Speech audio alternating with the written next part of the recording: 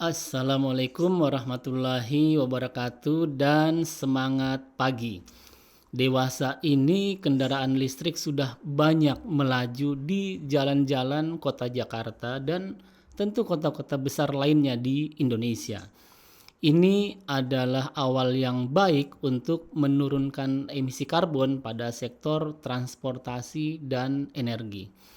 Tapi kali ini saya tidak akan membahas tentang kendaraan listrik, melainkan kendaraan berbahan bakar hidrogen. Ini juga kendaraan ramah lingkungan yang bisa jadi penantang utama kendaraan listrik di masa depan. Apa itu kendaraan hidrogen dan bagaimana perkembangan terakhir dari kendaraan berbahan hidrogen ini? Ikuti terus video ini hingga tuntas.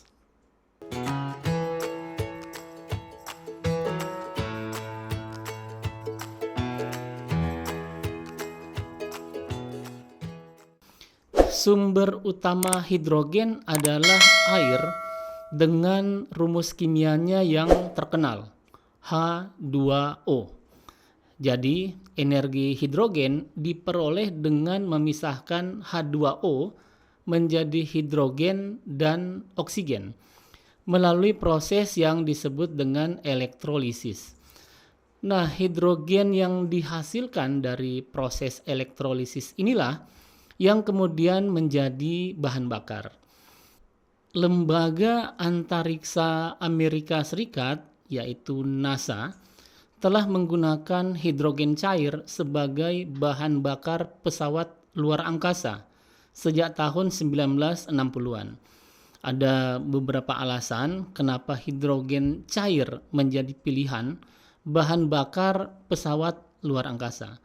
Pertama, hidrogen itu menyimpan energi yang besar, tapi dengan volume yang kecil. Kedua, hidrogen menghasilkan daya dorong lebih besar dalam waktu yang lama. Dan ketiga, produk sampingan bahan bakar hidrogen adalah uap air murni yang bukan bahan pencemar. Dengan karakteristik seperti itu, maka hidrogen mulai dilirik sebagai sumber energi bersih untuk menurunkan emisi karbon yang selama ini dihasilkan oleh energi fosil seperti batu bara, minyak bumi, dan gas alam. Pembakaran energi fosil sendiri merupakan sumber emisi karbon terbesar di dunia yang mencapai 90%. Teman-teman sekalian, beberapa negara telah mencanangkan hidrogen sebagai alternatif energi masa depan yang ramah lingkungan tanpa emisi karbon.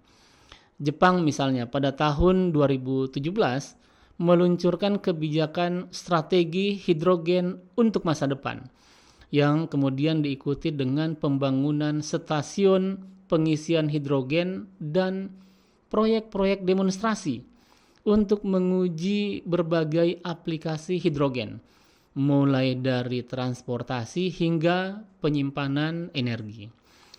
Sementara Korea Selatan pada tahun 2019 mengumumkan visi hidrogen 2040 yang berambisi menjadi pemimpin global dalam industri hidrogen. Visi ini diikuti dengan investasi besar dalam pengembangan teknologi hidrogen, termasuk dalam hal ini mobil hidrogen dan infrastruktur pengisian bahan bakar hidrogen. Jerman juga tidak mau ketinggalan dalam energi hidrogen. Pada tahun 2020 lalu, Jerman mengumumkan kebijakan strategi nasional hidrogen yang menetapkan target kapasitas produksi hidrogen bersih sebesar 5 gigawatt pada tahun 2030. Kebijakan ini diiringi dengan investasi untuk mendukung infrastruktur hidrogen, termasuk proyek-proyek demonstrasi penerbangan komersial dengan bahan bakar hidrogen. Hal yang sama dilakukan oleh Amerika Serikat yang pada tahun 2020 meluncurkan rencana hidrogen nasional dengan target kapasitas hidrogen bersih hingga 100 gigawatt pada tahun 2025. Amerika Serikat telah mengidentifikasi sektor transportasi, industri, dan kelistrikan sebagai prioritas untuk penerapan teknologi hidrogen. Pertanyaannya, bagaimana dengan Indonesia? Sejauh ini memang belum ada kebijakan khusus terkait pengembangan energi hidrogen di Indonesia. Namun demikian, PLN melaporkan telah meresmikan pembangunan 21 unit Green Hydrogen Plant.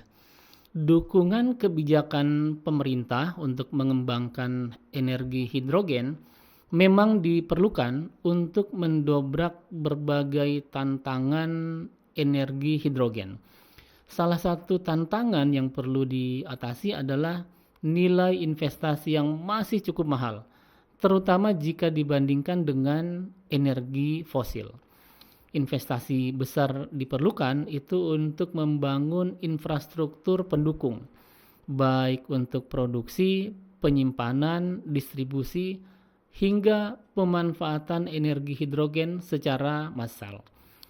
Menurut McKinsey, nilai investasi untuk pembangunan infrastruktur energi hidrogen diperkirakan sebesar 460 miliar US dollar pada tahun 2030.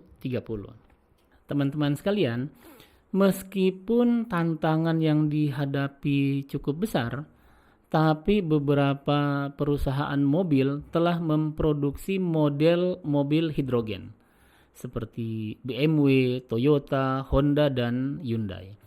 Pada tahun 2014, Toyota meluncurkan mobil hidrogen pertamanya dengan brand Toyota Mirai. Ini adalah mobil hidrogen pertama yang diproduksi massal dan dijual secara komersial. Total penjualan Toyota Mirai sejak diluncurkan hingga tahun 2023 itu lebih dari 25.000 unit.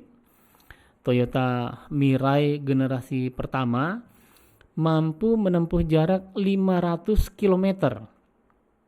Sementara generasi kedua mampu menempuh jarak lebih jauh lagi, yaitu 1.300 km dengan tangki penuh. Sementara Hyundai meluncurkan kendaraan hidrogen pertamanya pada tahun 2018 dengan brand Hyundai Nexo. Total penjualan Hyundai Nexo sejak diluncurkan hingga tahun 2023 itu lebih dari 36.000 unit. Jadi lebih banyak dari Toyota Mirai. Nah, jarak tempuh Hyundai Nexo itu mencapai 900 km untuk sekali pengisian hidrogen. Menurut International Energy Agency atau EIA, jumlah penjualan mobil hidrogen dunia pada tahun 2022 itu sebanyak lebih dari 72.000. Ini meningkat 40% dibandingkan dengan tahun 2021.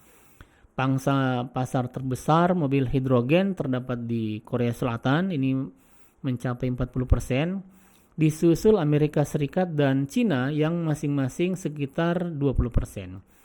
EIA juga mencatat bahwa terdapat lebih dari 1.000 stasiun pengisian hidrogen di seluruh dunia.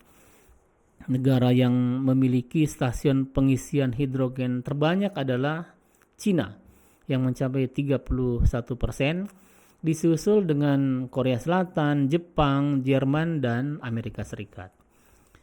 Perkembangan kendaraan hidrogen atau sering disebut dengan fuel cell electric vehicle perlu dicermati bersama dalam beberapa tahun mendatang. Ini karena kendaraan hidrogen memiliki beberapa keunggulan, seperti ramah lingkungan karena tidak menghasilkan emisi karbon, waktu pengisian baterai yang lebih cepat dibandingkan dengan kendaraan listrik, dan sumber hidrogen melimpah di alam. Semoga muncul inovasi teknologi dalam waktu dekat yang bisa menangani tantangan utama dalam pengembangan energi hidrogen, yaitu investasi yang masih mahal. Begitulah cerita tentang kendaraan hidrogen. Nantikan terus video berikutnya dan tetap semangat.